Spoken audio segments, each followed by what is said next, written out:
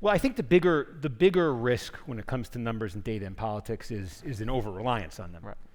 And this is something I think I've slowly, probably too slowly, definitely too slowly, kind of learned that I think trying to take the mood of the public when it comes to like an ideological question, let's say. One that really sticks out in my mind, I don't know if you guys remember this, was a terrible, terrible moment just in America. The Sandy Hook shooting. This was the mass shooting at the Connecticut school in Newtown in December 2012.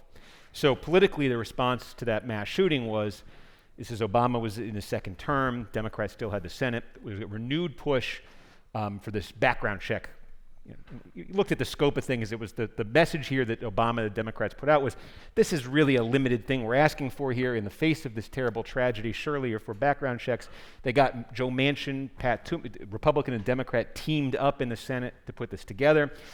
You took a poll of that question, and it was literally a 91-9 issue. Like you look, nobody was against this when you polled this background check bill. And yet it was filibustered in the United States Senate.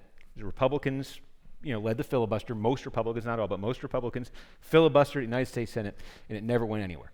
And I can remember confident assertions from mainly Democrats, supporters of the background checks bill. You can't block something after a tragedy like Sandy Hook that 91% of the public supports, that even 78% of Republicans, you can't do that and not suffer political consequences. Do you know how many Republicans who voted to filibuster the background check bill lost in the next election? 0. Do you know how many Democrats who voted for the background check bill lost in the next election? 6. When you poll the question of gun control a different way, and you broaden the lens, and you ask people, do you think that gun laws in this country are too strict or too loose? It becomes a 50-50 question. So it raises the question to me when you think about this, it's like, how do we, on any given issue, I think this is now my process when I think about it. You can think about a very narrow issue framed a very particular way in a poll, and you can be tempted into believing there's a strong conviction on the part of the public. Background checks is an example, vaccine mandates is another example. But try to broaden the lens. Try to broaden the lens to a more philosophical question. If you broaden the lens to a more philosophical question around guns, you get a 50-50 response.